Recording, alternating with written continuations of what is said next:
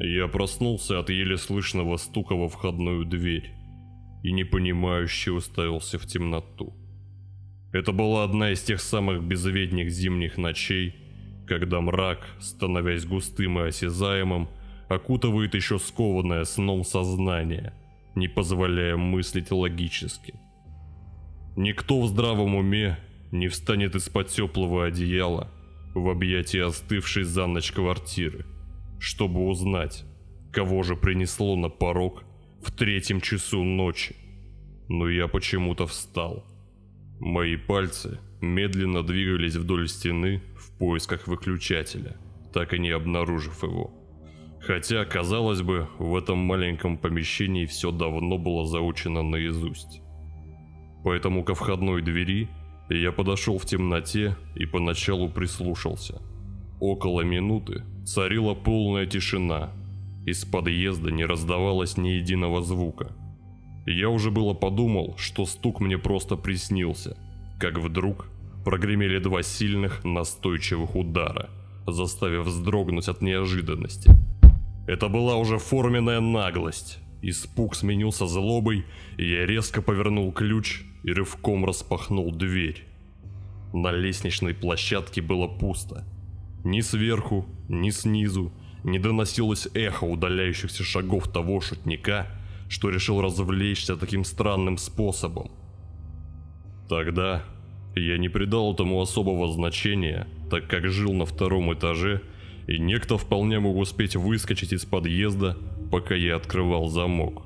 Хотя для этого ему нужно было быть очень прытким. Поежившись от устремившегося в квартиру холода, я поскорее запер квартиру и, наконец, включил свет в прихожей. Упрощенная планировка моего однокомнатного жилища, как ничто другое, способствовала появлению сильных сквозняков, потому кухня, отделенная от комнаты лишь тонкой стенкой, обычно плотно закрывалась дверью с крепкой советской щеколдой. Очевидно, вчера я забыл это сделать, так как дверь была слегка приоткрыта. Адреналин уже схлынул, мозг медленно засыпал, и потому руки автоматически закрыли засов, а послушные ноги донесли мое сонное тело обратно в кровать. Ночь, рассекаемая снегопадом, продолжала вытягивать свет из всего сущего, и я моментально провалился в сон без сновидений. Прошел час, или, быть может, всего 5 минут с того момента, как я лег, и что-то снова потревожило мой слух. Вокруг была непроглядная темнота. Я сел и прислушался. Секунда, другая, и вдруг появляется знакомый стук, но уже не во входную дверь, а в стенку из кухни в комнату. Он был почти осязаем в ночной тишине. Ледяная волна пронеслась по моему телу с головы до ног. Постукивание усиливалось, учащалось и медленно, но равномерно продвигалось вдоль стены в сторону прихожей. Я отчетливо понимал, что закрывал входную дверь и что сплю очень чутко, а потому никто не мог войти в квартиру, не разбудив меня при этом. Однако настойчивый стук был вполне реален. Все ближе и ближе к выходу из кухни. Вторило в такт мое готовое вырваться из груди сердце. Разум пытался подобрать комбинацию логических действий для такой ситуации, но логичность происходящего выворачивала поток моих мыслей наизнанку. Я вспомнил все, что слышал о привидениях, домовых и прочих ночных посетителях, и не нашел ничего лучше, чем старый способ, о котором мне рассказывала еще прабабка, впуская на ночлег в свой деревенский дом. Она каждый раз повторяла: «Внук, если услышишь среди ночи возню в сенях или громкий звон посуды, то смело кричи на шум распоследними словами, которыми вы с ребятами перекрикиваетесь, пока бегаете в поле. Да погромче, за это ругать тебя не стану». Распоследние слова мне в голову не шли, потому я просто вдохнул поглубже и, пугаясь собственного осипшего голоса, заорал: «Пошел к черту!» Стук на мгновение затих. Затем из-за стены раздался визжащий, срывающийся в фальцет смешок, и постукивание, уже куда более сильное и быстрое, устремилось к двери в прихожую. Я в ужасе вскочил с кровати и на ватных ногах в 2 прыжка выбежал из комнаты. Щеколда была все так же надежно закрыта. Пока я судорожно запрыгивал в одежду, не заботясь об аккуратности, постукивание добралось до двери. Мы оба затихли. Я отчетливо различал глубокое дыхание, доносившееся с той стороны. Немая сцена продолжалась пару минут, а затем дверь сотряс сильнейший удар. С потолка полетели куски старой штукатурки, петли натужно затрещали, но толстая щеколда выдержала. Последовал еще один удар, затем еще, но уже в окно. Загудели стекла. Открылась оконная рама. Я, окончательно теряя здравый рассудок, одним прыжком выскочил из квартиры и бегом понесся во тьму пустых улиц, слыша вместо эха своих собственных шагов лишь леденящие душу тук-тук, теряющийся в вое холодного ветра. Весь остаток ночи я бездумно бродил по району, греясь в подъездах и шарахаясь от каждой тени. Оставаться долго на одном месте не получалось. Подсознание, будто издеваясь, улавливало любые мелкие звуки и трансформировало их в отголоски постукивания, снова и снова, гоня меня прочь. Вскоре забрезжил поздний декабрьский рассвет, а за ним показались сонные собачники со своими не по времени бодрыми питомцами. Люди стали стягиваться к парковкам и остановкам, город ожил. Вся эта обыденная серая суета вернула меня к ощущению реальности, а ночные страхи отступили. Остался только осадок от собственной глупой трусости и сильное желание поспать, но несмотря на это, мне совершенно не хотелось идти назад. Иррациональный испуг прошлой ночи еще действовал, но здравомыслие подсказывало, что мой дом – это моя, черт возьми, крепость. Нужно предпринять попытку доказать это, в первую очередь, самому себе. Медленно, растягивая каждую секунду пути в нечто несоизмеримо долгое, я возвращался. Дорога длиной всего в пару кварталов заняла у меня почти целый час. По мере приближения к жилищу тревога все усиливалась, и потому для подстраховки и внутренней уверенности я пригласил к себе друга, который жил неподалеку, под предлогом помощи в подготовке к якобы предстоящему ремонту. Приободрившись от его скорого согласия, я зашел в подъезд и через пару мгновений уже стоял напротив своей входной двери, прислушиваясь к звукам. Внутри было тихо.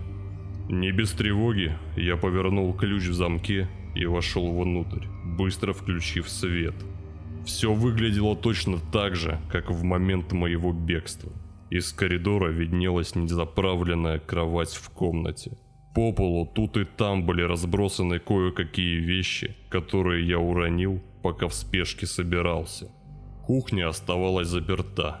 Глубоко вздохнув, я медленно отодвинул щеколду, стараясь сделать это максимально бесшумно.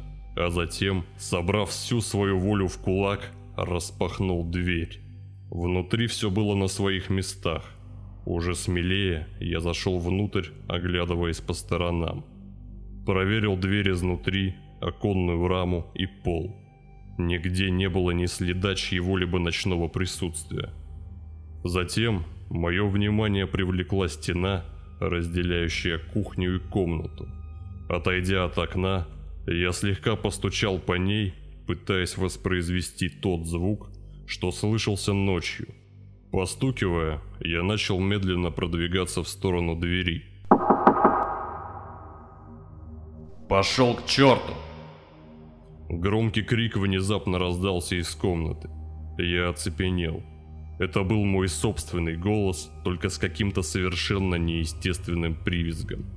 Пару мгновений я стоял не в силах пошевелиться от страха, а затем рванулся к выходу, с размаха ударив плечом кухонную дверь. Посыпалась старая штукатурка, но дверь не поддавалась. Щеколда оказалась закрыта с той стороны. Я стоял, тупо глядя вперед, и тяжело дышал в попытке осознать происходящее. Зазвенел мобильный телефон, который остался на полке в коридоре. Пару секунд мелодия громко оповещала о входящем звонке, а затем прервалась. Мой голос с другой стороны двери спокойно отменял встречу с другом, который, насколько я успел разобрать, звонил предупредить о том, что слегка задерживается, но прибудет с минуты на минуту.